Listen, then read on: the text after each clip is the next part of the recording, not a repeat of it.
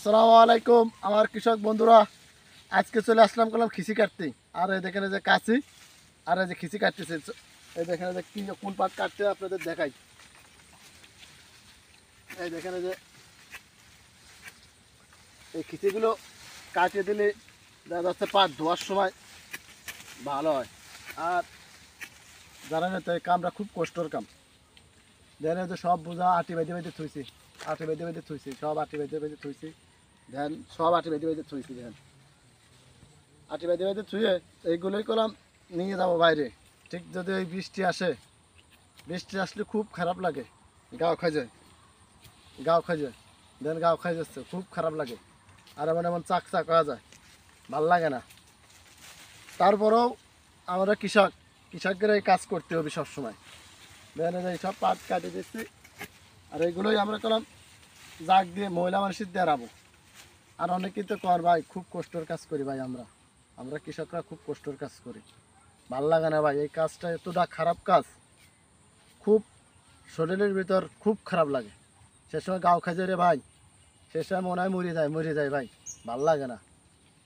আর যদি আকাশের থেকে যদি বৃষ্টি এক ফেলে আসে, একটু ফোঁটা যদি আসে, যদি গাওটা ভিজে যায়, তাহলে আপনি গোসল করেও শান্তি পাবেন না। গাও খাইতে মনে হবে আপনার লোক ভাড়া করে নিয়ে এসে গাও খাইতে লাগবে, এমন অবস্থা হয় আমাদের।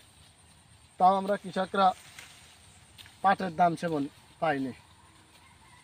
পাটে আমাদের সবচেয়ে বেশি খাটনি, বেশি কষ্টর কাম এই পাটে। পিজি এত কষ্টর কাম নেই, কাজ করতেছি, ভালো লাগে পিজ খেলা। আর এই পাট খেলা ভালো লাগে না, পাট খেলা কাদা আসে, এই পাট খেলা কাদা আসে।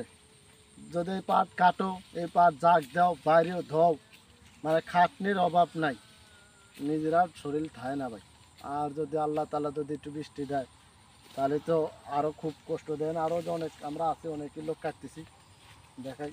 আর এইভাবে কাটতে হবে, কাটা দেখাই সুন্দরভাবে দেখাই। এই দেখেন এই যে এইভাবে